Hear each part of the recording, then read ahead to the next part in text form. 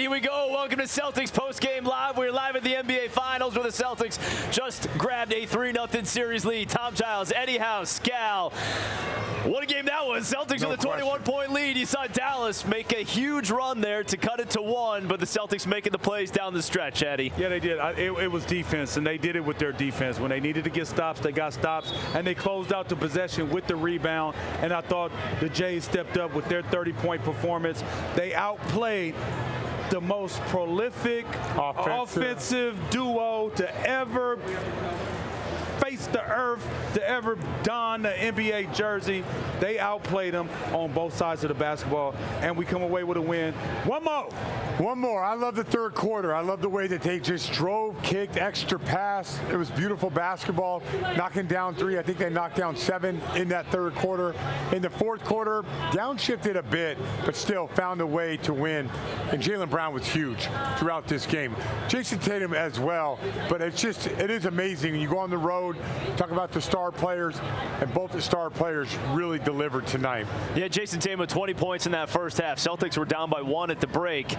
Yet it kind of felt like you had seen the most that you were going to see from Dallas. Then in the third quarter, as we break it down, because I know that we have a bit of that run, Eddie. What did you really like about the third quarter? I know that it started on the defensive end. It was defense, and defense spearheaded the offense. I thought the ball hopped around. Guys were attacking and collapsing the defense, getting open shots. And we talk about Jaylen and Jason, but we also got to talk about Derek White.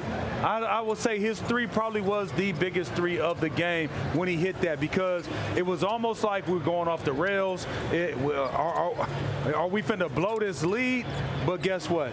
He stepped up, knocked down a 3, but here in this third quarter, it was all about our offense because of our defense. I just love the ball movement. I don't think they pressed at all. I just thought they got what they wanted. They took what the defense gave them, drove the ball, multiple passes, cutting guys. I think for one quarter, maybe our best quarter of the playoffs. I might be overreacting to that, but given the circumstances, that was an unbelievable offensive quarter for us. And also, I mean, you go back to this midway through the first, Dallas had a 13-point lead. You know, they came out, they were up 25-12 early, and you had to see the Celtics team respond, which they did. And a lot of that was Jason Tatum in the first half. Again, he had those 20 points in the first half, finished with 31, which was a team high for the Celtics. What did you think of Tatum's approach to this one? I like his aggressiveness, and I knew he was going to play a lot more aggressive because the floor was going to be spaced. Listen, it's not a knock on Porzingis. Like, we want to work those matchups, but when he's out of there, the ball flying around, guys driving, kicking, multiple efforts, we knew that Celtics were going to go to that. I love how they responded, and it wasn't just Tatum. I thought Tatum did a good job of setting guys up, but give credit to Hauser coming off the bench, knocking a few shots down. Give credit to Jaylen Brown as well, but Jason Tatum in the first quarter set the tone, and he's going to have space to do work, and we knew he was going to be better on the road. Yeah, I thought his aggressiveness was off the charts. Even though it still hasn't shot a efficient game to where when you look at it and saying he was super efficient tonight in getting his paper, he still got his paper when we needed to. I thought his aggressiveness did set the tone, like Scal said. I'm gonna give some flowers to another guy that came in and played 11 minutes, hasn't played in the last 2 games, was Xavier Tillman. Came in and gave us great minutes on the defensive end, was able to knock down a corner 3, rebounded the basketball. He had 4 rebounds. I thought he had his rebounds were tough rebounds, especially in the time that we needed them. So you talk about Jason Tatum being aggressive the way he was, man. I think he set the tone. Jaylen Brown set the tone. Our stars set the tone for tonight. Jaylen Brown, by the way, being aggressive is what resulted in Luca Doncic fouling out in this game with 4+ minutes to go. Jaylen Brown with 30 points as well, so a 30-30 game here from the Jays. But you saw in transition, he just decided, I'm going to attack Luca. He's got 5 fouls. Obviously, the play is challenged, and it stands as a block in that situation. So Luca fouls out, but that was all Jaylen just attacking. Smart play. I mean, Jaylen probably attacked thinking Luca. He attacked him on the post to give him his 5th foul, then attacked him in transition the very next possession to give him his 6th foul. So that's a smart play. I was surprised that Luca would go and try to make a risky play play like that with 5 fouls, given the circumstances. And it's the same thing we talk about, right? It's talk about basketball IQ. Not saying that he doesn't have a high basketball IQ, but right there is probably one of the lowest. Think about it. Right there at the end of the first quarter, right? We talked about that. Yeah. They had an opportunity for a 2-for-1, doesn't take it, comes down too fast, and gives the Celtics the opportunity and brings us right back in the game. So, I mean, at the end of it all, man, I just think that we're the better team. Now, it's still one more to go. We never seen a team come back from 0-3, but I've seen weirder things happen in the sports world. So I'm not going to say this thing is over, but if we continue to play the way that we play on both sides of the ball, with that sense of urgency, with attention to detail, I don't see how the Dallas Mavericks beat the Boston Celtics, because I felt like finally Kyrie showed up, right, and gave up. He did. Was fantastic. And I thought that first quarter, I'm going to tell you that, I thought the first quarter, if you were just looking at it and hearing it, you would think it was dominated by the Dallas Mavericks. And you look up and you were only down 1 point. And to me, I was like, oh, they're in trouble. Yeah, that goes to what Eddie was just saying about Luca Doncic. Like, did not manage the end of the first to end of the second very well. Like, when you're a championship level team, you have to manage the clock.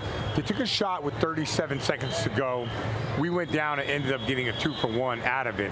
Like, those things kill you. You had to sit on that ball for 5 more seconds. So when you watch that first quarter, the Dallas Mavericks dominated 8 minutes of that quarter, but you have to dominate the whole quarter. Celtics only down by 1. Then you go into halftime and you look at it and you think, well, the Dallas Mavericks are playing probably the best basketball they've played, and they're only up by 1 at that point. So it's I just thought a very good job across the board of just understanding the game and giving it what it needs, but also managing the game. And I give Joe Mazzulla a lot of credit for that. We do got to give Joe Mazzulla. He called a timely timeout, I thought, late in the game right there. We got the rebound. But then also, let me say this. Remember, I kept saying that everybody's going to say, oh, Kyrie got to get going because Luca has it going. I mean, they took 55 shots. Did they really? It ain't that many. It ain't that much more shots for the rest of the team. And if you're asking for the role players, because that's what everybody's asking, right? They're saying, Luka's doing everything. Can Kyrie step up? And can the role players show up? They're going to be better at home. Not when they taking 28 and 27 shots. They're getting minimal opportunities, and when they get those opportunities, there is no rhythm.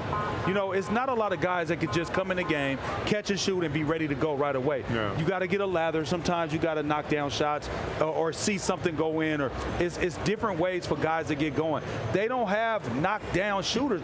I don't know why everybody keep acting like Dallas Mavericks have just these knockdown shooters over there. They don't have that. So they have to have guys that are involved. And if you've taken half of your shots, more than half of your shots, with 2 players, nobody's in rhythm. 55 shots from those 2 guys, 31 from everybody else combined. 55 and 31. That ain't it. That ain't going to get it done. All right, let's head back inside the American Airlines Center. Abby Chin standing by. She's got Xavier Tillman. Xavier, what a game.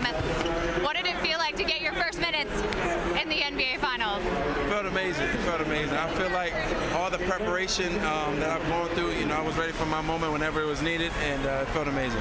When did you find out that you would be playing in this game? Like literally when we got here and they said KP is not going to be able to go, yeah. What was your mentality when you touched the floor? I play my game. You know, my game is defense. My game is communicating. My game is setting screens. My game is hitting corner threes. So that's just me playing my game. How did it feel to knock down the 3? It felt good. It been just talking trash, but I was ready. That's amazing.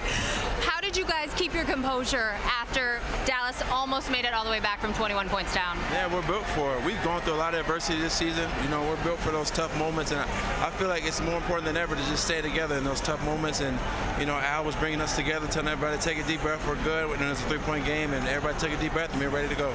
You guys are 1 win away from the NBA championship. How does that sound?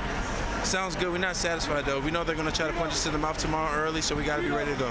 Congratulations. In 2 days. Yeah, 2 days. You got it. X, thank you so much. Congrats. Appreciate it. Thank you. Tillman. Again, Eddie brought it up. He had 11 minutes coming off the bench, played great defense. No, he had 11 big minutes. Yeah, 11 big minutes. Okay, fine. 11 big minutes. Sam Hauser had 14 huge minutes as well, because not just hitting the 3 threes that you brought up, but also Sam Hauser defensively. Eddie, you've been fighting for him to get more credit for his defense, and it seemed like those guys coming off the bench did a great job. It's funny because Sam Hauser is not known as a defensive player, right? Why? Because he's white? No, that's not why. It's because they were trying to ISO him. No, but I know. But at the end of the day, what is Sam known for? Knocking down threes, right? Okay, so he's not known for that side, but taking the challenge, right? You can't help but do it and give that effort because your star players are doing it. If the star players weren't doing it, then you could find a way to be like, well, my job is only to do this. You get paid to be, you know what I mean? It could be all that. But I love the way he slid his feet. I love the way that, even like last game, he was at the nail, and we showed a clip of it yesterday, and I didn't bring it up, and I should have. He was at the nail, great deflection there, great hustle there, all that's hard work. But he was at the nail, and he was yelling at the guy that was guarding whoever it was on the wing and tell him, I got your help, I got your help, I got your help. It's just connectivity. And to me, I mean, Sam gets a bad whistle, but he does a phenomenal job with his effort and being in the right place and being a great team defender. The defense, not only was our offense clicking on all cylinders, but the defense in the third quarter also was the reason why. So we really put, like, that quarter right there was probably our best complete quarter in the finals so far. And that was, when you think about it, you play just okay, not bad, not good, it's okay in the first half. But you're sitting there and you have a chance to go up 3-0. And we all know the history about going up 3-0. And you respond by having your best quarter. It just shows that this team is special.